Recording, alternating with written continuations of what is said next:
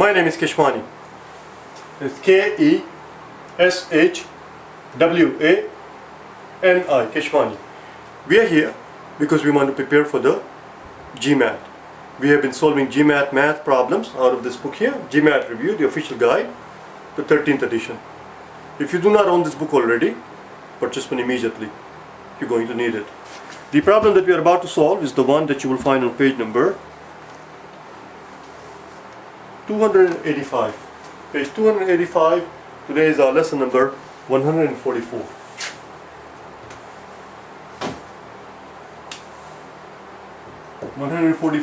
Problem number 113 is what we are about to solve. In the problem they tell us that x is the midpoint of AC. It says in triangle ABC, and that's all this says. It says in a triangle ABC. They make no mention of the triangle ABC being a certain type of triangle. It doesn't need to be an isosceles triangle or an equilateral triangle or an obtuse triangle or obtuse triangle, or for that matter a right angle triangle. It's just a triangle, any old triangle.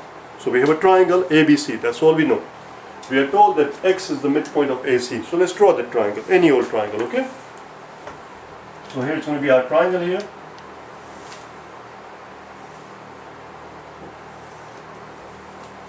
Let's call this ABC.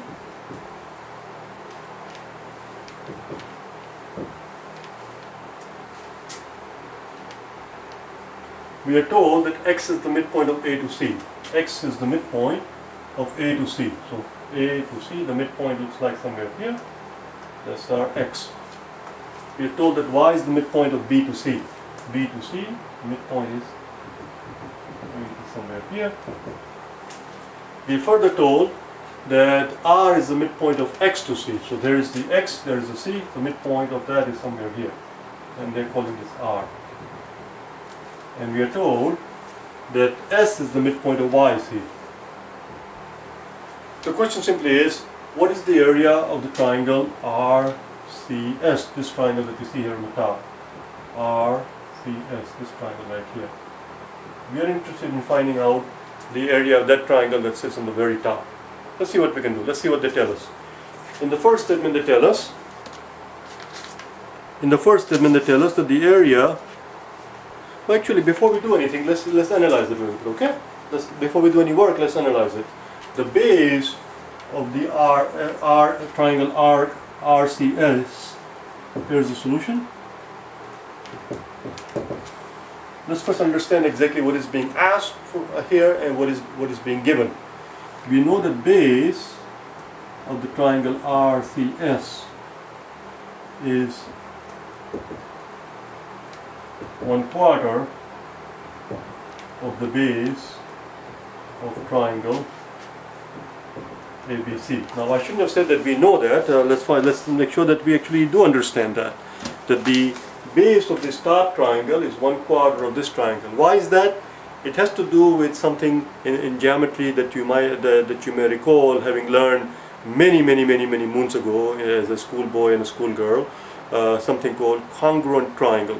Congruent triangle is where you have the same triangle. Think of this as drawing a triangle. Think of this as drawing a triangle on a piece of paper and then flipping it over and putting it on a Xerox machine and magnifying it. You magnify it by 100%, you magnify it by 300%, whatever, or you magnify it by 137%, whatever it is. When you magnify that triangle on a Xerox machine, is the exact same triangle, except the proportions and the proportions of the size of those triangles are still the same. The sides are still in the same proportions, but the sides have been magnified. So for example, if I take my original triangle and then magnify it by 100%, it's the same exact triangle that comes out of the machine, except it's twice the size. All the sides are in the same proportions. Everything is the same. It's the exact same triangle. It's in a bigger version. And that is called a congruent triangle. That's exactly what's going on here. A congruent triangle is where if this side we know is 1/4 of this side. Why? Because we are told, well, actually, we are jumping ahead of ourselves. That's not something we know, actually, that's the conclusion. This side here, you see R to C. R to C is 1/4 of A to C. A to C, because A to C, the halfway there was X, and then r is the halfway of x to c. Therefore, r to c is 1/4 of a to c. Similarly,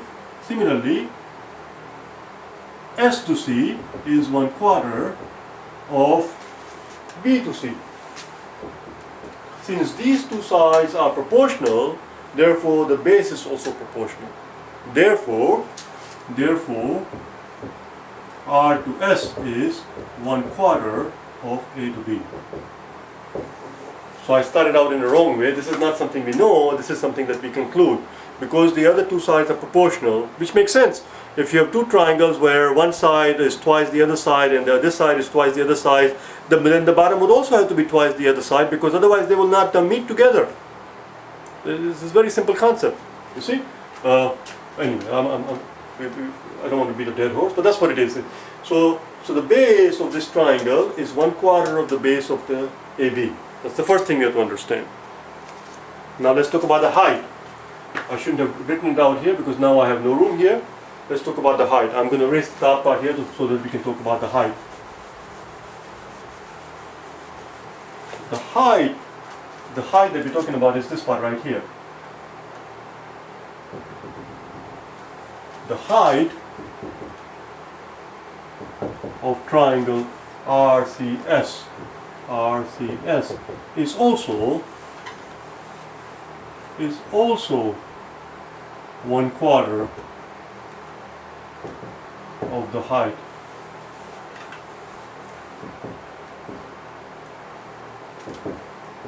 of triangle ABC.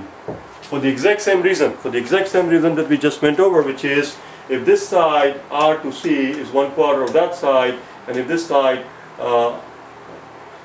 S to C is 1/4 of the side B to C, then the base is 1/4 also, and therefore, because it's proportional, it is simply 1/4. The top triangle that you see is simply 1/4 of the other one, and therefore its height is also 1/4 of the height of the original triangle ABC rather. And therefore, this distance here, let's call it C to, let's give it a name here, ABC, let's call it D. C to D, therefore, is equal to 1/4 of D to E. Not D to E, rather C to E.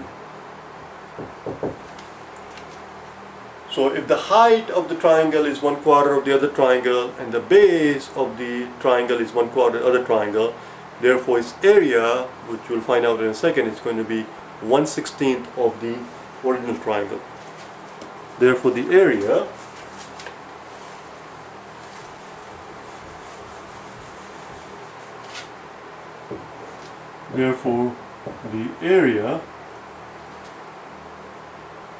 of RCS is going to be 1/16 of the area of triangle ABC. Why 1/16? Because area equals 1/2 base times height. Area of the triangle is 1/2 base times height. And if the new base is 1/4 of the original base, and the new height is 1/4 of the original height, then the new area is going to be 1/16 of the original area. This 1/2 plays no role. This is 1/2 of that quantity, and this is 1/2 of this quantity. But this quantity is 1/16 of B times H. As you can see, 1/4 and 1/4. Therefore, the area of the triangle RCS is 1/16 of the area of the triangle ABC. Now, since they're asking us for the area of RCS, we have to somehow, some way, figure out the area of the triangle ABC. That's the bottom line. We have to figure out the area of the triangle ABC. Once we know the area of the triangle ABC, we can take a 1/16 of that, and that's what they're looking for, the area of the top triangle RCS. So let's start the work now, okay? Let's look at statement 1. We had to understand all this thing. We had to have all that insight into the problem before we actually look at the statement 1 and statement 2, because otherwise we will not be able to appreciate the significance of any information that they give us. Somehow, some way, we have to figure out the area of the triangle ABC. 1/16 of that amount is what we're looking for. Let's see what that will tell us. In the first statement, they tell us that the area of triangle ABX is 32. Well, let's see what we can do there. Triangle ABX, this triangle that they're talking about, ABX, has the same base as triangle ABC. As you can see, the base is the same. A to B is the base for the triangle ABC, and for the triangle ABC and the triangle ABX. They share the same base. They have the same base. And triangle ABX has half the height of triangle ABC. Why half the height? Because it goes, this x is halfway between A and C. Therefore, this height, let's give it a name, x to f. X to f is equal to 1/2 the height of the original triangle ABC, which is the height is C to E. Since the bases are the same and the height is half of the original height, therefore the area of the triangle ABX is half the area of the triangle ABC. It is half the area of the triangle ABC. And since we are told that triangle ABX is 62, this implies that the area of triangle ABC must be 2 times 32. Because this 32 actually is half the area of ABC. Therefore, the area of the ABC is 64. That's all. We are home free. We don't have to actually do out all the work. But since we all this much here, and therefore, finally, the area that we're looking for, the area of the triangle on the top, RCS is 1/16 of 64. 64 comes from here, 2 times 32. 1/16 of 34, which is of course 4. Now, of course, in the real exam, you will not do any of this, actually do it out. This is a waste of time. This is a sheer waste of time. You won't actually do it all out. You just have to be able to see all of these steps in your mind. Mentally, you have to be able to realize, one step after the other, that all the bits of information that we need are there for us to finish the task if we had to. We don't have to here. Nobody's asking us what is the area of RCS. They're simply asking us, do we have sufficient data to be able to figure it out? Data sufficiency. And the answer is yes. We just did it actually. We didn't have to. Therefore, the first statement by itself is enough. The area of the triangle RCS turns out to be 4. Since the first statement by itself is enough, then we know that AD, BCE. Since the first statement by itself turned out to be enough, therefore we know that the answer cannot be B, C, or E. It would have to be either A or a D. Let's look at second statement, shall we? Now when we look at second statement, we have to forget everything. We have to forget everything that we learned, came across so far. We have to erase our memory. We have to erase our memory. I'm not even sure if I want to leave this triangle or redraw it. Let's see what they tell us in the second statement.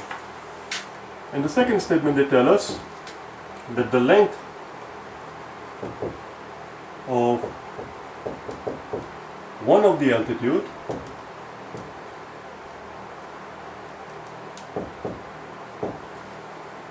of triangle ABC equals 8. Let's see if this information is any good. So here's our original triangle. I'm going to redraw it here. A, B, and C. Now, what do they mean by one of the altitude? Before we worry about anything else, what do they mean by one of the altitude? Altitude is a fancy way of saying the height. Here's one height right here. One altitude is right here, which is what we've been calling C to E. That's one altitude. So they're telling us one of the altitudes is 8. It could be either C to E. Here's another altitude. If you were to treat the base, if you were to treat C to B as a base, you will pick a highest point on the triangle, which is here, and you draw a 90-degree angle. This is very difficult to do here. This would have to be 90 degree, and that's another altitude. So in the first time, C to E is the altitude if you treat A to B as a base. A to, we have A, B, C, let's call it D. A to D is the altitude if you treat C to B as a base. Now let's treat A to C as a base. If you treat A to C as a base, the highest point is here. So again, you're going to make a 90-degree angle. Like I said, this is kind of tricky. If it's not 90 degrees, then just understand that it has to be 90 degrees. It doesn't look 90 degrees because somehow my line sort of became bent as it came down. This has to be 90 degrees. And let's call it, we have A, B, C, D, E, let's call it F. Now here, B to F would be the altitude if you treat A to C as the base. A triangle is so called because it has three sides, and any one of those three sides could be used as a base.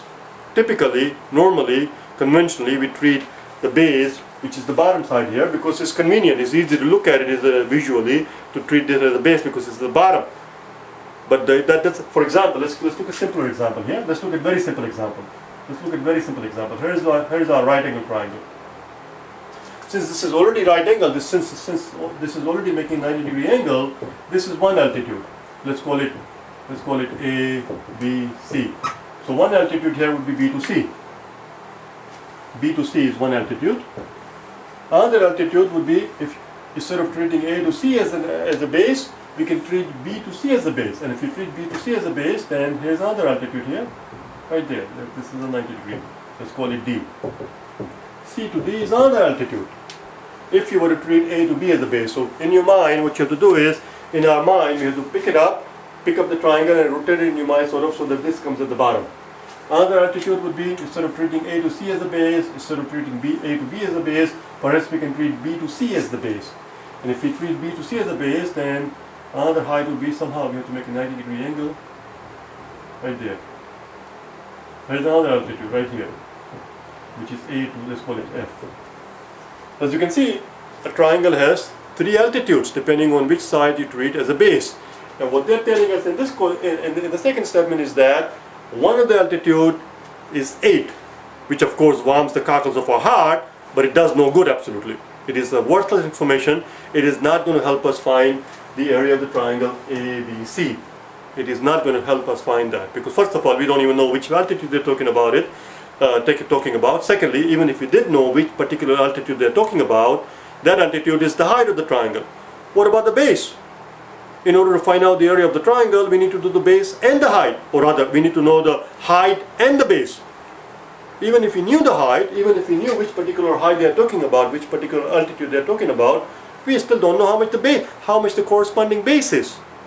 Each height that you pick has a corresponding base, and we have to know the length of that corresponding base. We have to know the length of that particular height. That pair of base and height, when you multiply them, half of that is the area of the triangle. Since we do not know, first of all, we don't know which particular height here is 8. Even if we did know that, we still do not know what the corresponding base is. It's a worthless information. Second statement does no good. Because as we saw already, that's why I did the work in the beginning of the problem. In order to answer this question, what is the area of this triangle on the top? In order to answer this question, what is the area of this triangle? We have to know the area of the triangle ABC. The area of the triangle on the top is 1/16 of that quantity. And there is no way to figure out the area of the triangle ABC simply knowing the fact that one of the altitude of this particular triangle is 8. It is worthless. Therefore, the answer is A. The answer is A. Now this altitude that I put down, let's just erase them because these are two separate things here. That was an example of a right angle triangle where if it's a right angle triangle, then one of the height, actually I may have made some mistake here as a matter of fact. I think I made a boo-boo, I made a big time boo-boo here. If you treat B to C as a base, oh my god, it's a good thing I caught myself. This is quite embarrassing. If you treat B to C as a base, this is the height because it makes a 90-degree right there. If we treat one more time, I'm going to erase this part here. So here's our base, and here's the corresponding heights. If we treat A to C as a base, then the height is B to C. If we treat B to C as a base, then the height is A to C. If we treat A to B as a base, then the height is going to be C to D. Voila. The other part was a boo-boo. I'll see you tomorrow, okay? Bye now. But it doesn't alter the fact that what we just said so far is true. We just simply knowing that one of the altitude is 8 doesn't get us anywhere. We need to know the corresponding base in order for us to figure out the area of the triangle. Understand? Bye now.